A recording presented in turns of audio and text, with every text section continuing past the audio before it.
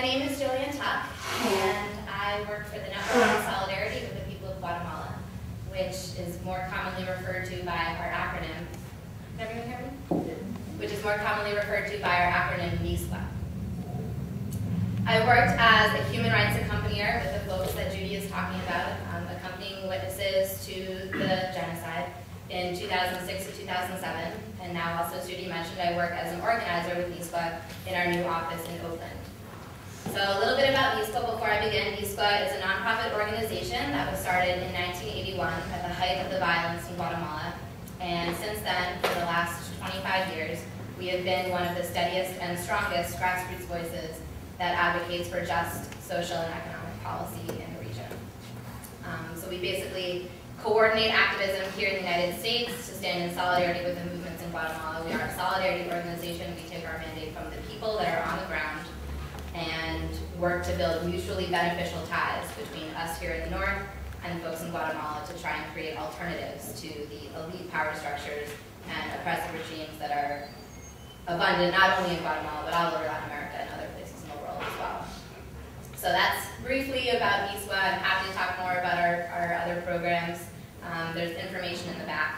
But for now, let's talk a little bit about Guatemala. And I don't know where the room is at in terms of previous knowledge of Guatemala, so just to get us all on the same page, I'll do a brief historical contextualization. And that's always a challenge because the history of any country is difficult to give in just a few minutes, and especially a country as dynamic as Guatemala, where we could go back all the way before the Spanish conquest to ancient Mayan civilization, but in this forum we obviously can't do that. So where I'd like to start is in 1944.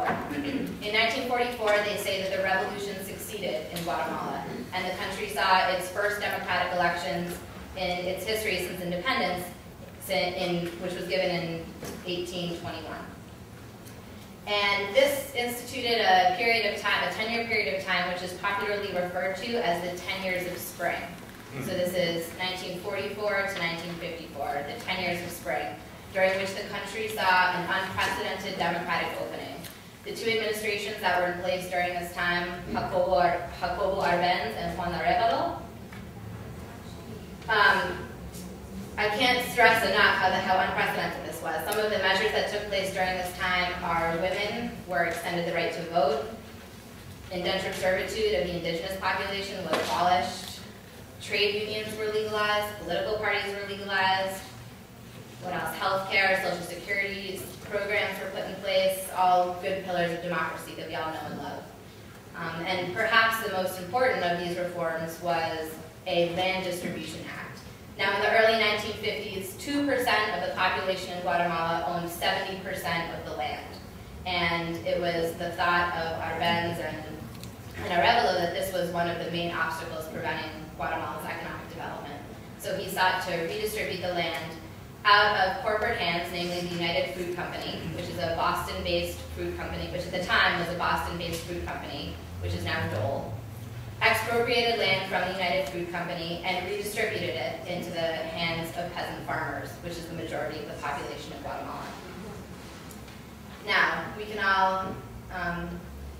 we all probably have some sort of familiarity with Latin America during the Cold War, as you all are active in SOA, and the story in Guatemala is very similar to many Latin American countries during this time. So the Cold War is raging, and the United States, seeing their corporate interests threatened, stages a coup under the pretext of fighting communism. So the CIA came in, staged a huge campaign of misinformation, and overthrew the democratically elected president. This was in 1954. They installed a series of military dictatorships and puppet regimes for the next 40 years, and this CIA coup was the catalyst for an absolutely brutal internal armed conflict, which lasted until 1996. So the war was basically a confrontation between the military dictatorships and the Guatemalan army, which it controlled, which was funded and trained by the United States and the School of the Americas, and left-wing guerrilla groups that formed in opposition to the state repression. Now, where Guatemala is different than some of the Latin American countries that you might be more familiar with, is that this conflict escalated in the early 1980s into a full-scale genocide of the indigenous population of Guatemala. And so you know Guatemala has a really strong indigenous identity. Depending on how you measure indigenous, anywhere between 60 and 90% of Guatemalans are indigenous. The two dictators that were in power during the height of this violence were Romeo Lucas Garcia, who was president from 1980 to 1982. I have my mug shots here. Romeo Lucas Garcia, 1980 to 1982, and Efraín Ríos Montt, who was president from 1982 to 1984, and then again sometime later.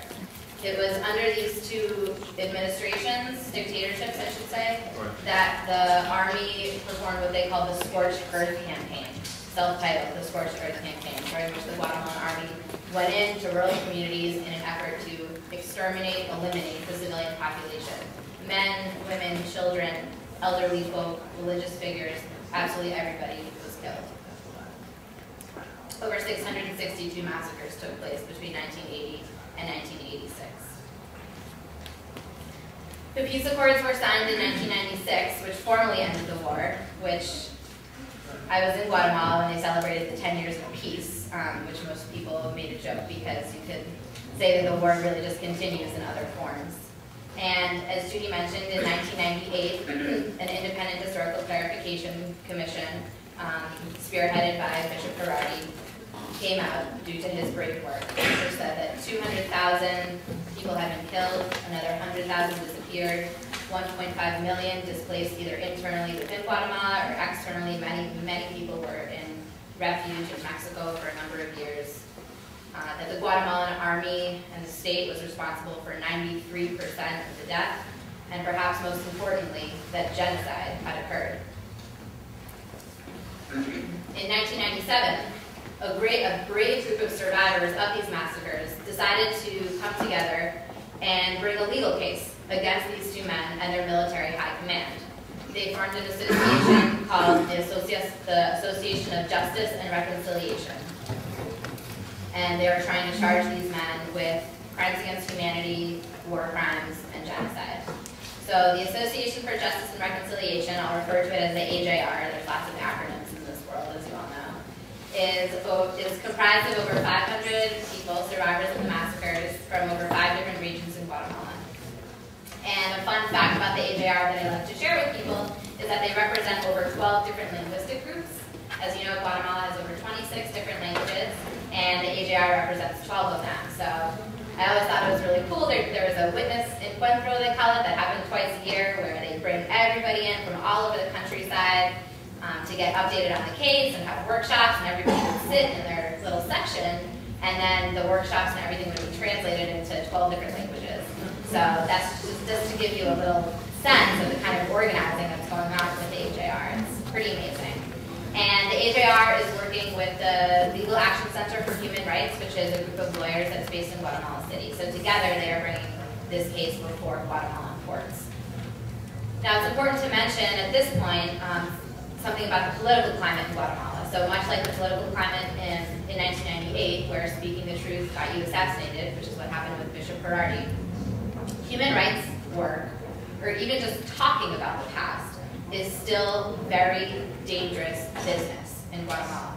This is because the same power structures that were in place during the war are the same power structures that are in place now. An example of that would be that the commander of an army is now the mayor of a town.